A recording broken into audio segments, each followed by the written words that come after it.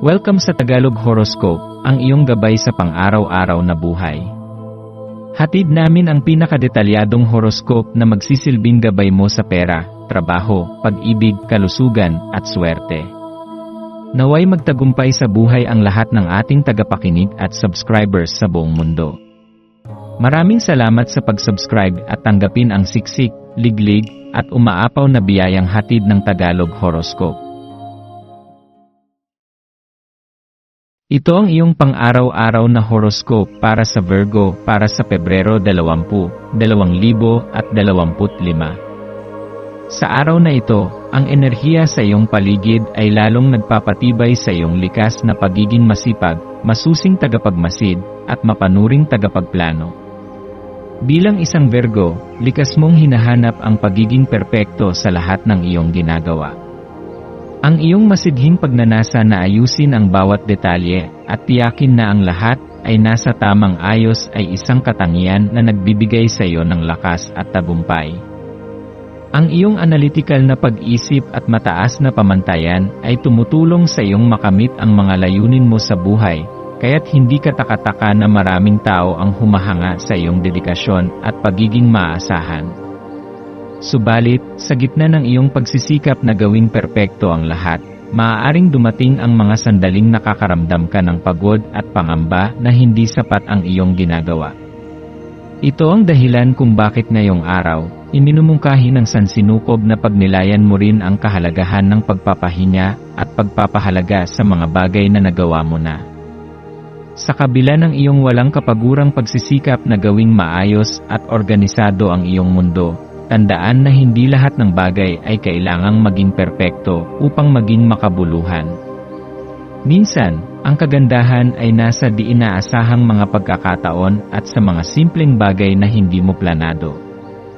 Ano ang huling bagay na nagbigay sa iyo ng kasiyahan nang hindi mo inaasahan? Ano ang isang bagay na hindi mo pinaghandaan, ngunit naging mas maganda pa kaysa sa iyong inaasahan?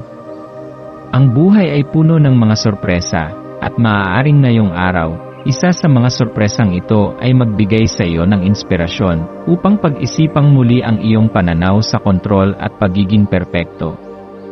Sa halip na pilitin ang sarili mong ayusin ang lahat, subukang hayaan ang ilang bagay na dumaloy ng natural. Makikita mong ang mundo ay patuloy na gumagana kahit hindi mo ito masyadong pinapakialaman. Habang ginagampanan mo ang iyong mga tungkulin at responsibilidad, subukan mong pahalagahan ang kapanatagang dala ng pagkakahanay ng iyong kapaligiran sa iyong isip at damdamin. Ang pakiramdam ng kapayapaan na dulot ng kaayusan ay hindi lamang nagpapalakas sa iyong espiritu, kundi tumutulong din upang mas maging malinaw ang iyong focus. Sa araw na ito, maaaring maramdaman mong mas mataas ang antas ng iyong pagiging organisado. Kaya naman mas madali mong mapapansin ang mga bagay na nangangailangan ng iyong atensyon. Marahil ay may isang gawain na matagal mo nang ipinagpapaliban o isang responsibilidad na nais mong tapusin, ngunit hindi mo pa nabibigyan ng sapat na oras. Ito rin ang tamang pagkakataon upang ayusin hindi lamang ang iyong panlabas na kapaligiran, kundi pati na rin ang iyong panloob na mundo. Ano ang mga iniisip mong hindi mo pa nabibigyan ng sapat na oras? Ano ang mga bagay na nais mong maunawaan ng mas malalim? Ang araw na ito ay isang magandang pagkakataon upang tanungin ang iyong sarili ng mga mahahalagang katanungan at tuklasin ang mga sagot sa pamamagitan ng introspeksyon at pagmumuni-muni. Dahil nasa Sagittarius ang buwan, may enerhiyang bumabalot sa iyo na tila nagtutulak sa iyo upang pag-isipan ang mas malalawak na posibilidad. Ang Sagittarius ay isang palasak na manlalakbay, puno ng kuryosidad at pagnanasa para sa bagong kaalaman at karanasan. Ang enerhiyang ito ay maaaring magbigay sa iyo ng inspirasyon upang lumabas sa iyong comfort zone at pag-isipan ang mga bagay na hindi mo pa nasusubukan noon. Huwag matakot na magbukas ng bagong pintuan sa iyong buhay. Ang paglalakbay na ito ay hindi kailangang literal, maaaring ito ay isang panloob na paglalakbay patungo sa mas malalim na pag-unawa sa iyong sarili, isang bagong proyekto na magpapalawak ng iyong kaalaman, o isang emosyonal na paglalakbay upang mas maunawaan ang iyong mga damdamin at relasyon sa iba. Sa araw na ito, maaaring makaranas ka ng mga hindi inaasahang pagkakataon na susubok sa iyong kakayahang umangkop sa pagbabago.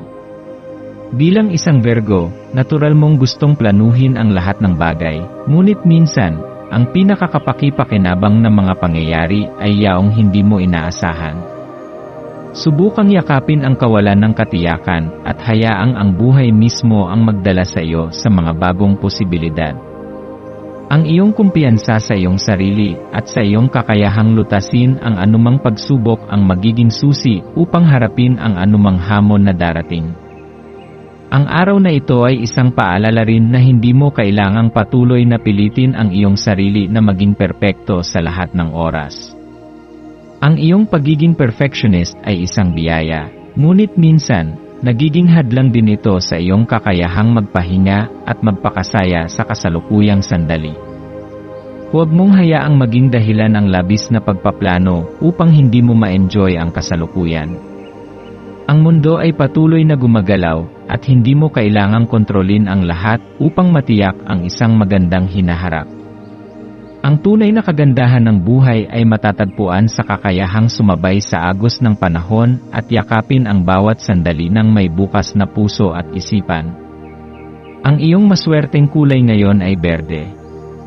Ang berde ay sumisimbolo ng balanse, kasiglahan at kalusugan. Ito ay kulay ng kalikasan na sumasalamin sa kakayahan mong umangkop at lumago sa anumang sitwasyon. Ang pagsusuot ng kulay berde o paglalagay ng bagay na may ganitong kulay sa iyong paligid ay maaaring makatulong upang mapanatili ang iyong mental at emosyonal na balanse. Ang iyong maswerteng numero ay 3, 11 at 27.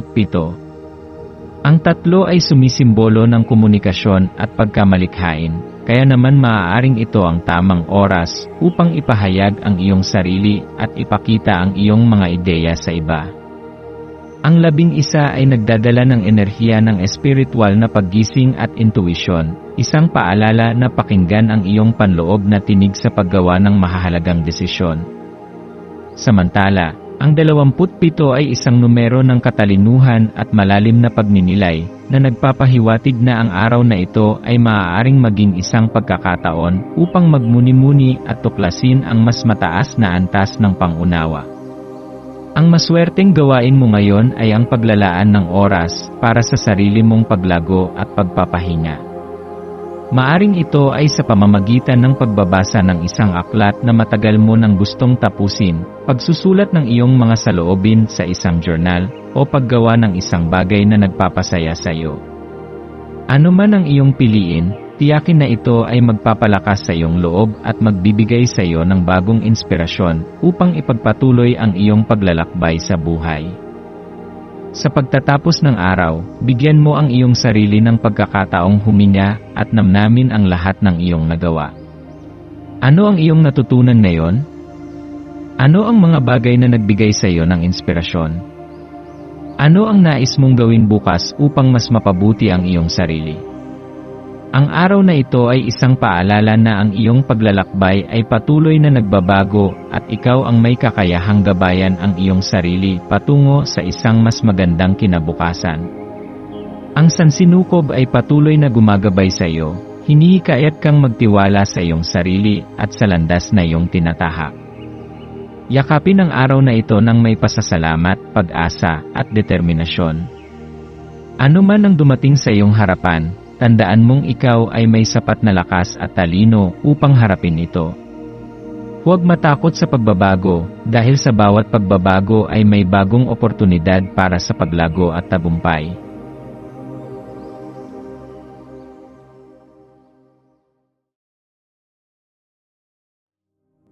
Tayo ay magkaroon ng kaunting sandali upang ipagdasal ang lahat ng mga dalangin ng ating mga subscribers, na sana'y matamo nila ang kanilang mga pinapangarap sa buhay, magandang trabaho, mabuting kalusugan, payapa at masayang pamumuhay, at siksik, liglig at umaapaw na biyaya at kayamanan. Ipinagdarasal namin ng mataimtim ang lahat ng mga komento sa nakaraang video, at hinihiling namin, Panginoon, na pagpalain mo ang ating mga subscribers ng masayang buhay sa mundong ibabaw. Maraming salamat po. Maraming salamat sa panonood ng iyong horoscope ngayon araw. Naway gabayan ka ng mga bituin sa iyong landas. Huwag kalimutang mag-like, share, at subscribe para sa iba pang cosmic na kaalaman. Hanggang sa muli, manatiling konektado sa universo,